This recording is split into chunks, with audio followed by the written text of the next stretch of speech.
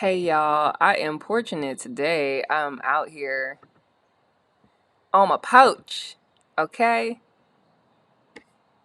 On my porch. All right, so I hope y'all can hear me. Let me make sure. Turn it all the way up. I don't even know that y'all supposed to be listening to, okay? So I wanted to come today and talk about why you are lonely. So last night I went to the Caribbean party, and the Caribbean party was everything I need to a party to be and more, right? It is a good time. Everybody was enjoying themselves. It was like nobody except for me, not dancing. But I definitely got up and shimmied a little bit. I really just can't dance. So, I mean, like the Cupid shuffle, I get out there and I will shuffle. A shuffle is not too extensive for me, but everything else is like, if it means that I have to be beside you and I could possibly bump into you and all that, I need like 5 opportunities before I go out there and I do it, okay? I need to practice it a lot more. And it's just honest, that's just me knowing myself. So aside from that, it was really fun. Y'all saw that there were people just well, they did like places in the Caribbean, so it was like people dancing, and then they had on the cultural attire, and then they had music and all that.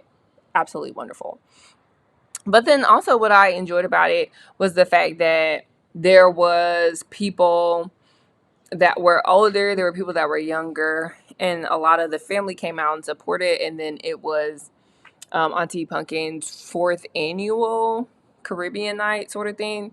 So we really got insight onto we got insight into um, what the cruise lines and all that are doing, post COVID, and how they're returning back. Anyways, 2 minutes too long. Caribbean night was amazing. Anyways, that night I was talking to my husband's cousin, and one of the things that she pointed out was like she feels like coming into a relationship, everybody should have what they should have, right? Everybody should be whole coming into the relationship, um, because you want them to give a little bit and it might top you off or something to that extent. But she gave this visualization in last night. So she actually, like, these were actually Heineken drinks, okay? Let me be clear, it was a party. And she was like, all right, if I have both of these cups, then I want to be able to you know, pour into her and top her off. But I don't want anybody to be half and half or like missing or anything like that. Like, it should be completely full, right? So this cup should be filled all the way up to here, and then you may be able to give 10%. But I don't need you that much. I need people to come to me whole and doing as they should do in the relationship. And honestly, I understood, right? When people come into relationships with you, or you go into relationships with them, you want them to come in with things that are helping you or could help you or could fill that 10% or whatever to that extent. But she goes on to talk about the cup spilling over, okay? So she said that she wanted to walk in abundance and have her cup spilling over. Therefore, people should come into a relationship and have their stuff together, right? So, with that notion, I really thought about it and I was like, that's interesting. Why you would only use Bible verses when it suits you, right? Because we want to get into Psalms and all that. We don't know the contextualization. And does contextualization even matter when we're talking about connecting, relationships with things in the Bible, right? Doesn't even better. Can I just use that excerpt? So then she goes on to talk about, well, really the conversation was talking about how it's really more beneficial to have multiple people, be in a relationship with multiple people, opposed to just being in a relationship with one person, right? You don't want to put all your eggs in one basket. And just, you might have a side piece, or you might have a main piece and then like a couple of side pieces. Everybody knows their role, right? Is there any problem with having multiple people in that relationship if everybody knows their role, everybody knows exactly what they're supposed to be doing in what capacity in your life? And this is my main question when it comes to people and having multiple relationships in relation to loneliness. What exactly is that person doing for you? And I completely understand if you have people serving in the capacity. I have this boo, and this boo is 90%. No, let's say ain't nobody 90%, not really. This person, 70% is there, they're solid, but they got a 30% that isn't where they need to be. They're not as consistent, they're a little flaky, possibly, things to that extent. If I'm with somebody and they're flaky, well, let me go get, another 10%. Somebody that is consistent, but consistent for that 10%, right? And let me go get another person for this, and let me go get another person for that. Let me stretch you in this understanding. Every single person that serves a role in your life is serving that role in the capacity and in the expectation that you have for them, right? We struggle with relationships with our parents that come from traumatic experiences themselves, and we expect for them to have known or for them to have been a certain way in the relationship. And now, as we get older and we have the same resentment for them that they had for their parents, now we are sitting and having to explore this idea and wonder why. Why does my parent not get me? Why did my parent treat me this way? Why did my parent make this certain decision in their life? When you don't realize that those small habits and having particular people for particular things and not accepting people already as whole and being able to be in your life and possibly work out those things that they have, communication and accountability. Instead, we look for multiple people to fill that role and wonder why we have multiple partners, which could be the expectation, could be the desire.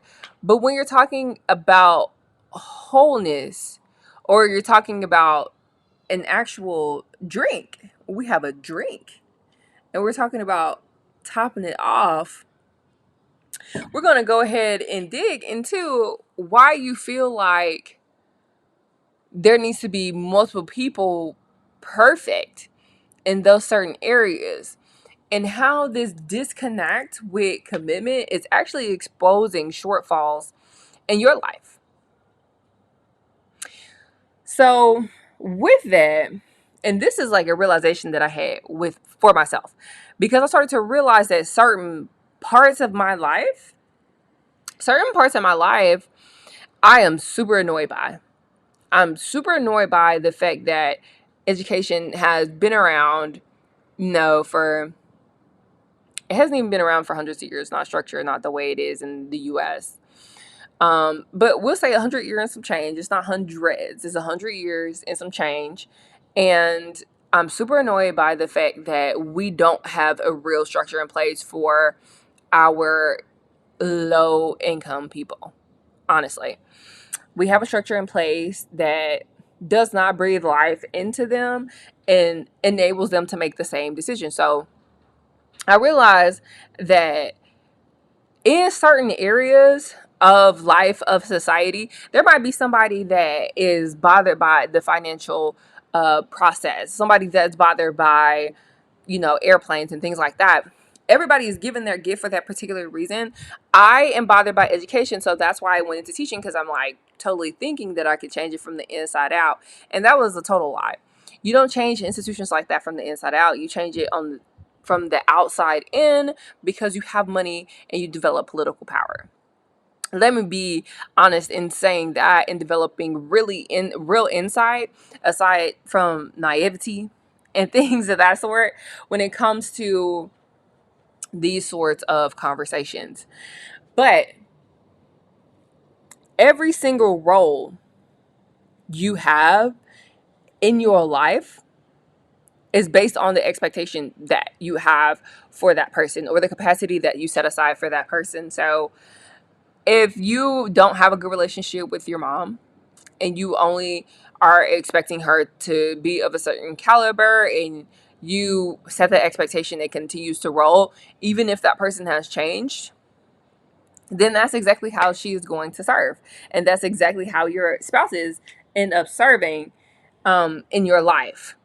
And then we get into this spiral where it's like, I only expect people to feel me, right? I don't have any expectations for people. I am not hoping that there's anything good that comes out of this relationship and somehow that makes me stronger. But once we fall into this sort of spiral and this sort of hole, we start to realize that I'm starting to see more things fail around me. I am starting to only notice failure, and I also feel like I'm slipping into a depression because there's nobody there for me. Everybody is failing me.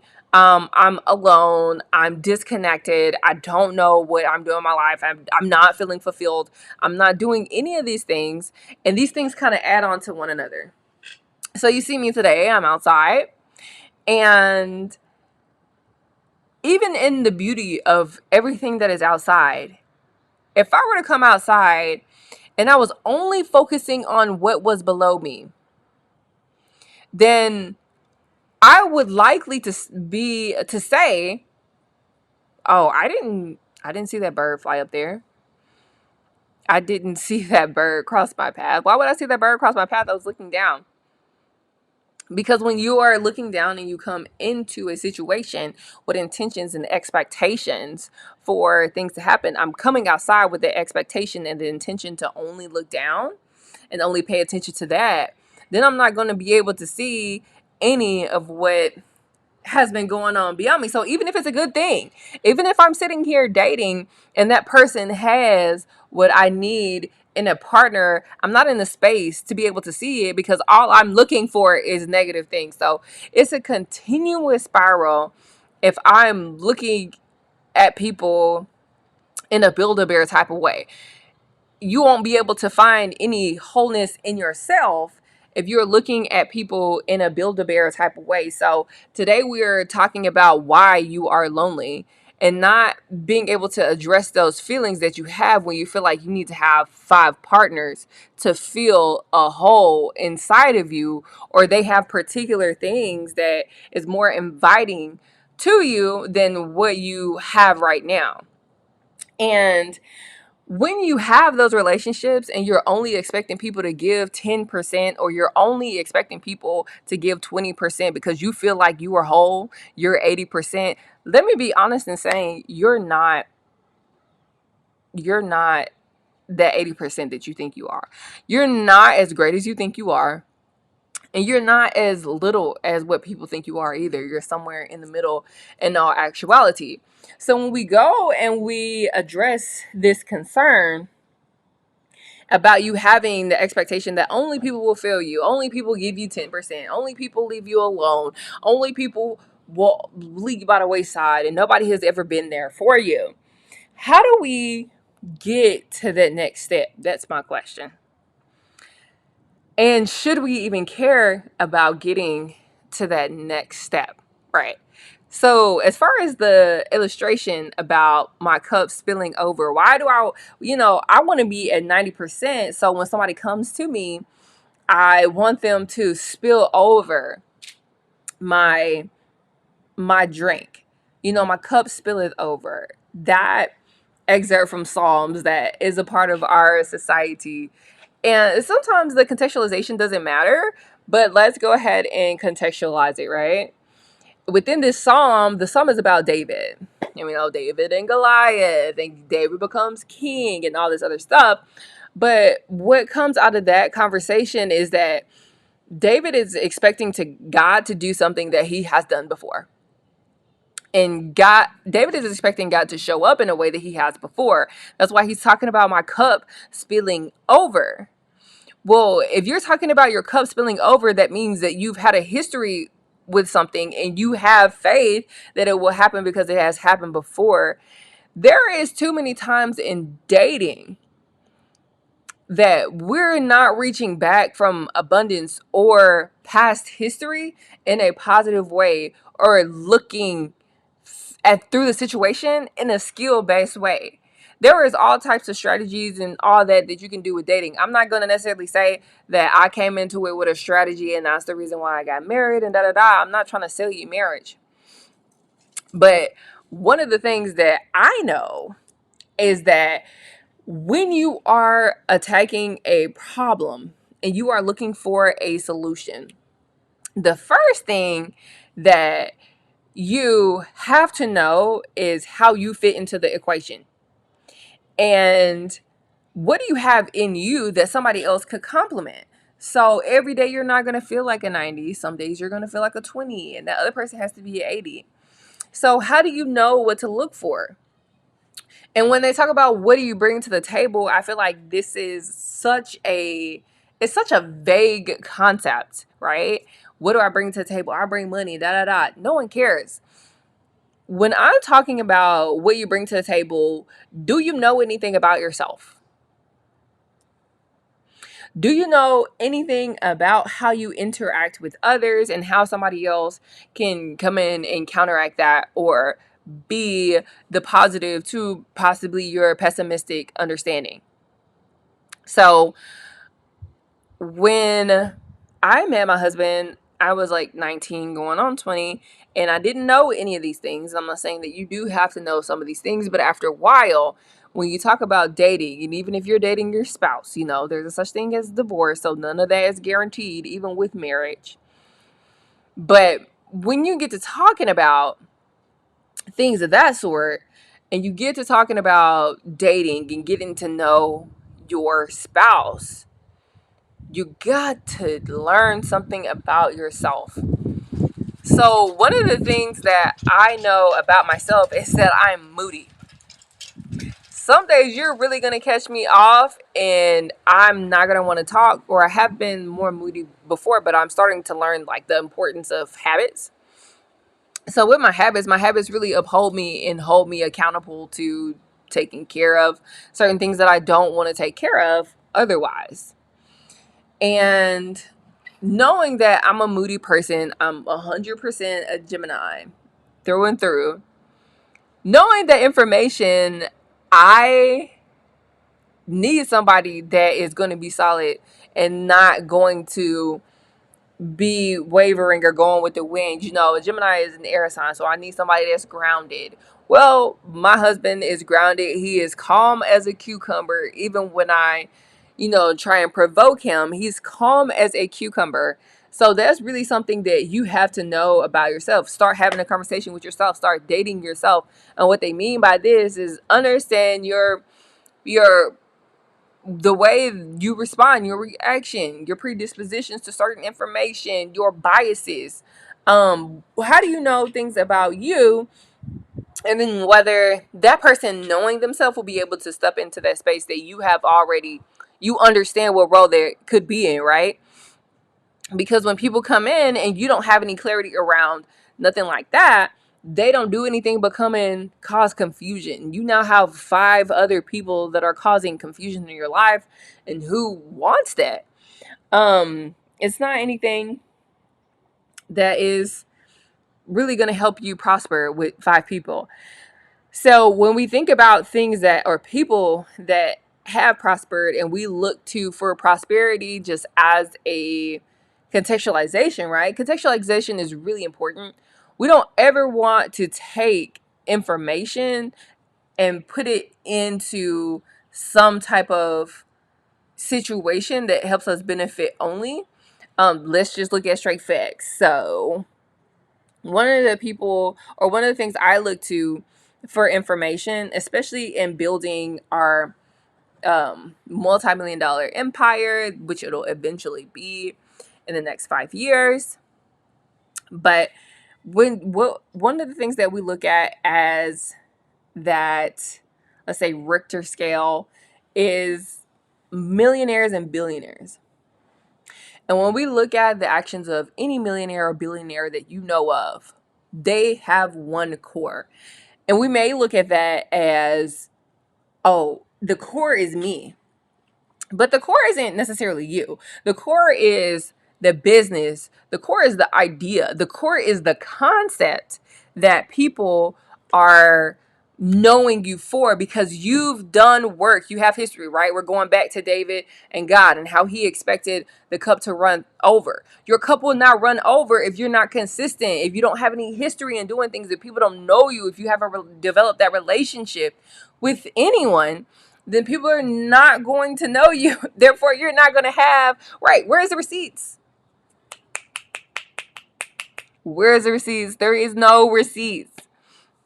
So with it being non-receiptable, non-verifiable, that's where it is. No blue check, period. Give me it back.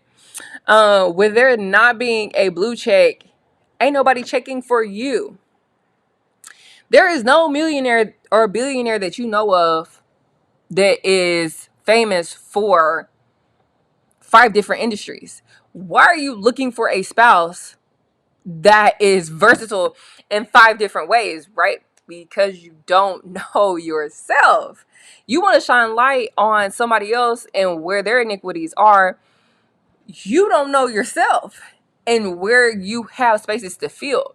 That's why when people say, well, what do you bring to the table? If we're not going to have a contextualization around what exactly the table is, how the table could benefit me, how we've spent time with one another, how we get to know one another, the table is null, void, moot, right? Unless we can have a conversation about what you know about yourself. Because I'm not about to sit here and list accolades that really don't matter. Saying that to say, when we go in and we talk about people who have acquired millions and billions and people know them in relationships and people start to people start to know them that they don't even have relationships with, we go with this core and the core grows, right? And outside of that core, as you get further out, the people don't know you. But what they do know is what you created, the work you did, the actual action that happened. That's what people connect with.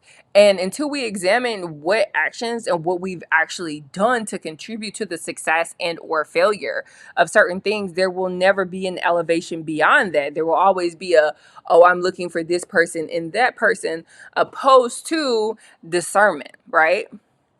There are people that are in relationships, no fulfillment, no prosperity. There are people outside of relationships, no fulfillment, no prosperity. There are people that are dating and have multiple options and they still have no prosperity and none of that because you're not discerning going from one place to another and or emphasizing or elevating the skill that got you success or de-emphasizing the skill or whatever that didn't get you success the first time. So when we talk about millionaires or billionaires that are successful and have done what they need to in their empire, one of the people that I think of is Thomas Edison.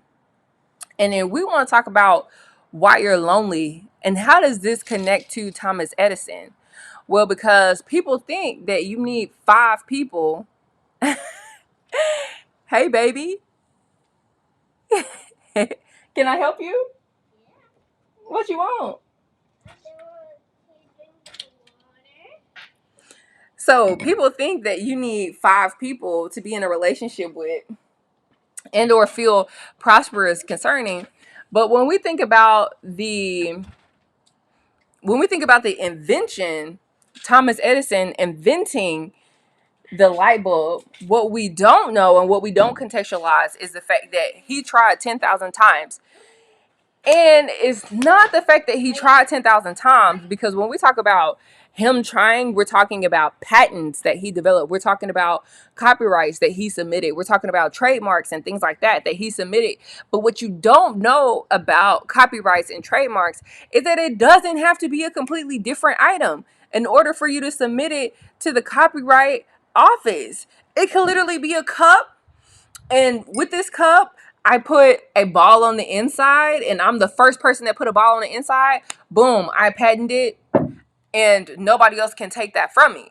So what we don't realize about Thomas Edison trying 10,000 times to create the light bulb is that him trying 10,000 times is the same variation, right? We're going back to this core of ideas. He worked in electricity the entire electricity, circuits, all of that information the entire time he was in his bag. He did some things, he failed, but it's not like he wasn't hopping from selling shoes and selling cars to doing electric circuits, right? He had to know something about himself. He was like, oh, I'm in my bag with electric. Ooh, that might have been in the wrong place, but I know that's a skill that is going to help me going on to the next place, right? He worked as a telephone person or whatever. He used that information. He moves on. His skill becomes better and bigger as he does it 10,000 times. Why do I say this? I say this because the nucleus or the problem starts with you. You have to know how to reflect, what to look at within yourself in order to build something bigger. It's not in your relationship or that other person. I would say the person that's shopping around and having people in their bed and having, all of this sex and stuff like that, the problem is you, because you don't really know yourself. So how would I actually get to know myself? How would I actually get to learn some things that can help me in a relationship or with a problem with somebody else? So we're talking about building money. Why am I not attracting money? Why do I not have money? Why do I not have more people that are options for me to date that are making more money? Money attracts money. Money attracts money. Poor people attract poor people. You don't see people that have millions and billions of dollars sitting on the porch all day with people that don't. It's just money attracts money. How do you get there? And one of the ways that you get there is getting to know something about yourself. So I told y'all earlier about me being a Gemini, and I'm moody. Just is what it is. So my husband is calm. I know that about each other. We balance each other out. But what some of y'all don't know is that my husband was working at McDonald's when I first met him. And my husband was working at McDonald's and I was working at IHOP. And we really got to a certain place where we weren't connected with my family and, his family, and people started to expect that we had certain things or we were able to acquire certain things because his family was rich and things like that. And I don't have to tell you that we acquired that because we were working. It's a little, but he worked at McDonald's, right? He worked at McDonald's. My husband was like, oh my gosh.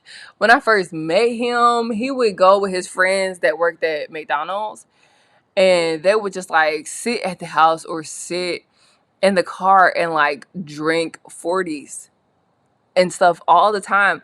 And it was really mind-boggling to me because I'm 19, 20 years old. Bro, why are y'all working at McDonald's, making minimum wage, but also spending money on bottles of liquor and just drinking them and passing them around in the car? Bro, what is going on? What's really the problem? Let me be your therapist. No, not really. But this is coming from the outside looking in, right? Y'all have what y'all have. Y'all able to move the way y'all are able to move, but you have to realize the level of personal development and the knowing of self that has to occur in order for my husband to be working at McDonald's and working a drive-through, doing like 60 to 80 hours a week. My husband was like cornered into working for McDonald's because he was a previous felon. And I was working IHOP, and I was just like working at IHOP, but I was working at IHOP but also working at the school. So I was like walking a whole mile back home in order to leave IHOP. So we talk about what we have right now, what we developed into, and it's out of context, baby. Let's bring it back to the context, because that's a little background as to what we were going through. But to bring that back into the conversation and talking about like why you are lonely, I had to know something about him and he knew something about me. And it really got to a point where I was so with the wind that my husband gave me an ultimatum. And he was like, he doesn't do ultimatums, but he'll give me an ultimatum because I was all over the place. And he goes, I don't take breaks. You want to take a break? That's completely your decision. No, I won't be here.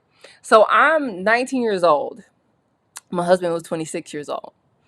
And he tells me almost like a week or so after dating that he knew that he wanted to marry me. And me at 19 or 20 just being like, that's too much for me. I really hopped on this dating app and was like, I'm trying to get out of my mom's house. I'm trying to be moving around. I'm trying to be, and you're trying to lock me down. Like, that was the whole point of me moving around, dating around and things like that. But he tells me, within a couple of weeks, I love you. I'm ready to marry you. And I was not ready for that, y'all. I absolutely was not ready. So he gave me the ultimatum and he's like, choose. And thankfully, at that point in my life, I realized how valuable he was, not just for what he could do for me, but because of who he is and what he really pushed me into and how it really helped me see where my value was and things like that too. But one of the assessments that really helped me going forward and having conversations with other people and even building my business is the DISC assessment. So one of the practical things I want to share with y'all today is to go and take a personality assessment. Like, please, just simply. Even if it's a color, if it's numerology, even if it is the DISC assessment or Myers-Briggs or whatever. A lot of those things are really like complicated for me. But I just want to say, go do an assessment, please. Get to know a little bit about yourself. So what I learned about myself was that I'm dominant. I really overpower conversations and things like that. But I am also conscious. So DISC stands for dominant, influencing, steadiness, and consciousness. So my letters from like biggest or strongest to weakest is my biggest is dominance. My second is consciousness. My third is steadiness. And then my fourth is influencing. And my husband is like really high in those other ones. So knowing that going into my business or into any sort of relationship, I have to know that what I'm looking for is not going to be the same thing as what I am, right? I don't want two D's button heads. So we really get lost in seeing ourselves as the top or the end all be all and start looking for those attributes in other people, right? We start looking for, oh, I like the way I do this. Let me look for somebody that also does this. And I think where we get lost and where it goes wrong is us trying to do 1 plus 1, right? In the illustration that was used before, where my cousin was saying, "Oh, my cup, I want to have a whole bunch of partners because I want my cup to spill it over." Okay, I want my cup spilling over, and I talked to y'all. And that story between God and David, it was talking about the relationship that God had with David, right? He was saying, "I've been faithful before, you've been faithful before. So as I get bigger and I have more responsibility, I'm not struggling over what has happened to me before, because you've already proven, like, you've already done what needs to be done. And it's not a big thing for me. My faith protects what I'm going through right now." So with that understanding, um David knew that things were not going to look like what he thought they should look like, and either way it went, the outcome has already been written. So when we're talking about learning ourselves, what we have to realize is we could be trying to do 1 plus 1, and we could say, I am going to look for a particular person that looks like this, right?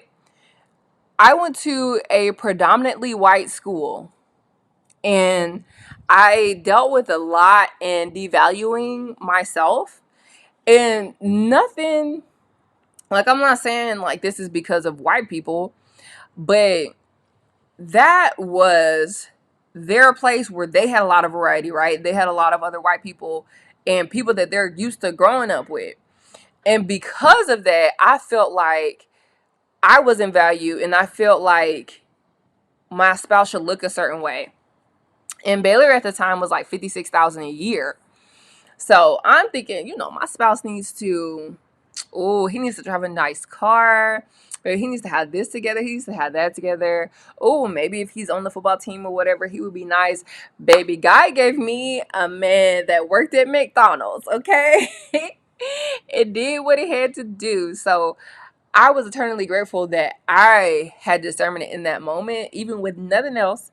But when we're trying to do 1 plus 1 with where we're supposed to be, we're always going to be left empty.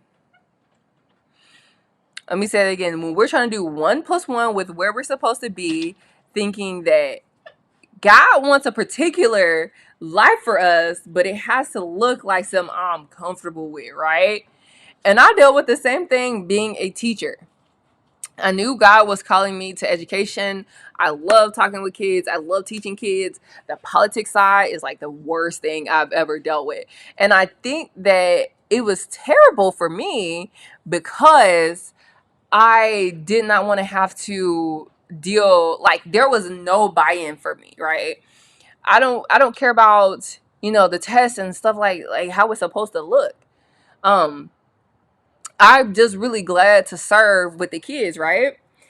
So when you are learning yourself and you're learning ways in which you can find ways to learn yourself, or to figure out why you are lonely and ways to prevent that from happening, my solution to you would be for you to go out and serve in places that you and only you have noticed is an issue, right? You see problems that other people don't even see.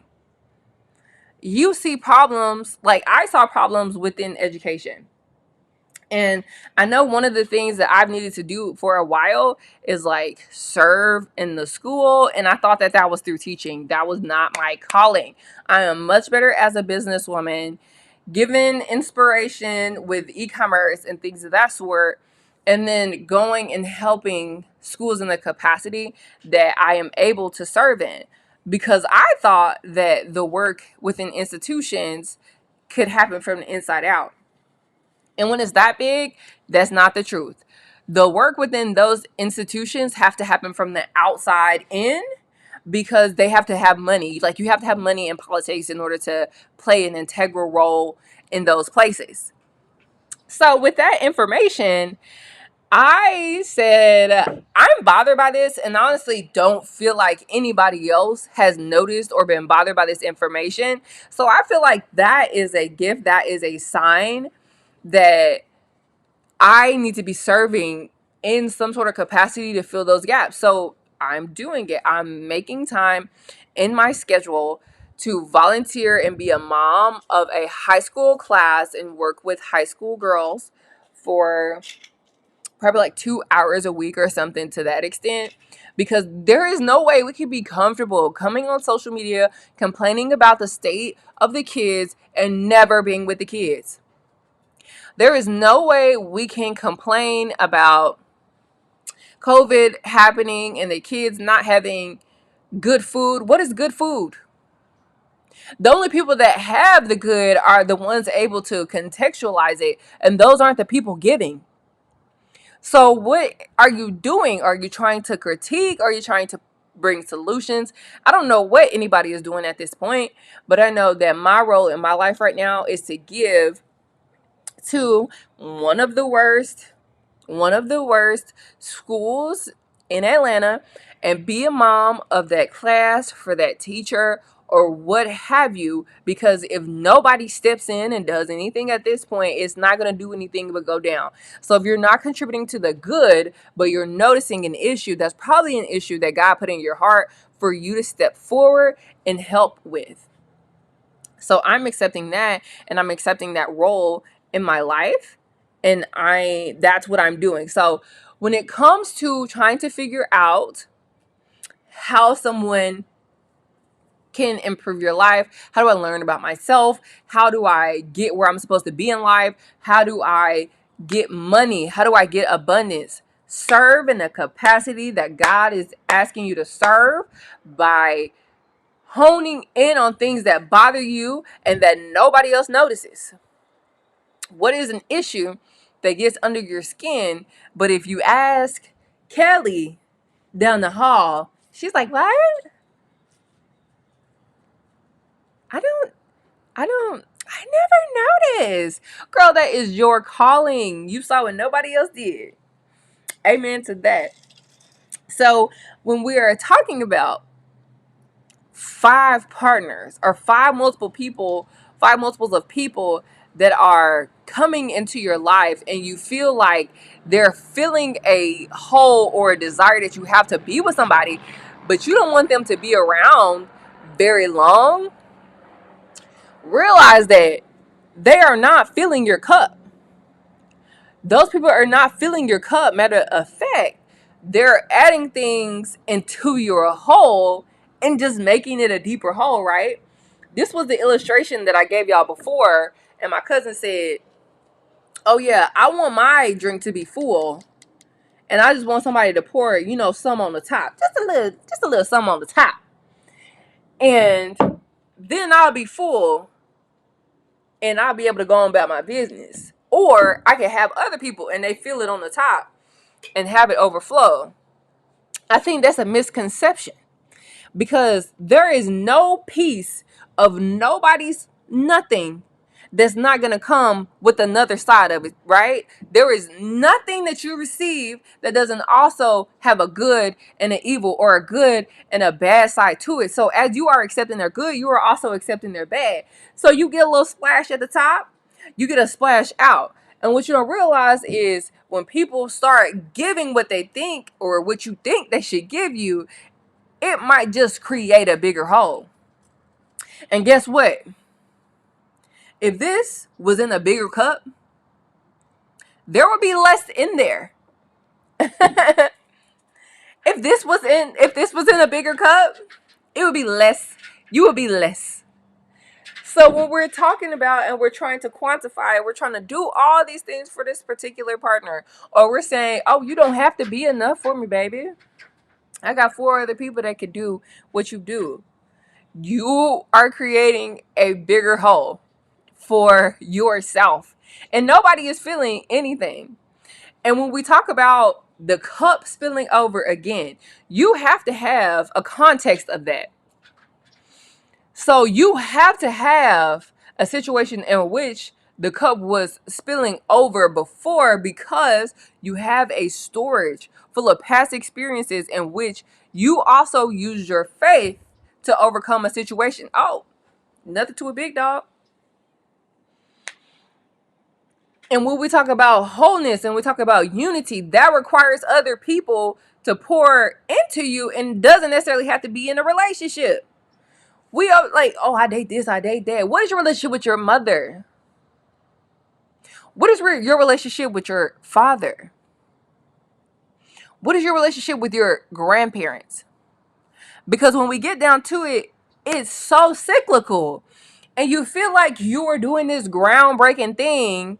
You feel like you're doing this groundbreaking thing by sitting there and saying, oh, I can date multiple people. I can date 5 people. You know, with my boys the other day, I brought 5, I brought this girl on Monday. I brought this girl on Tuesday. I brought this girl on Wednesday.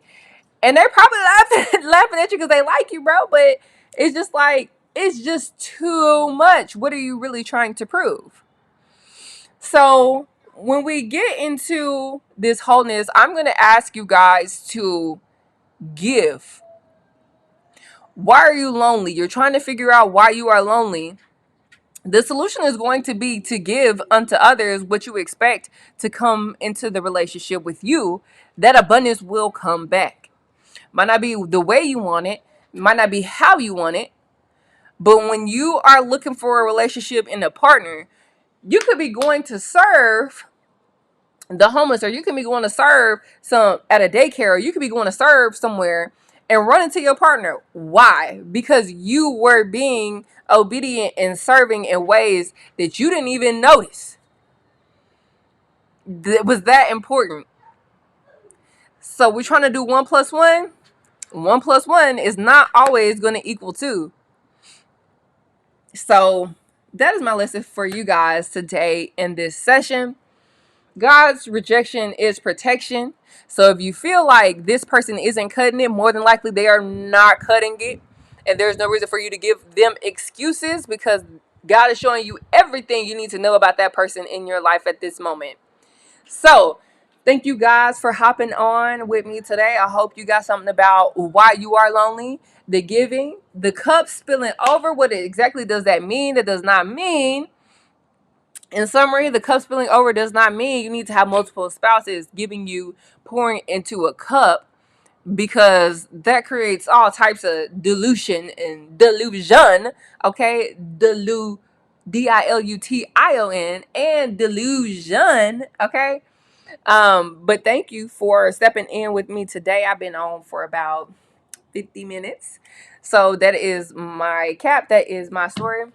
Y'all go ahead, like, share, subscribe. If you got a question, go ahead and comment. But thank you guys for hopping on and being with me today.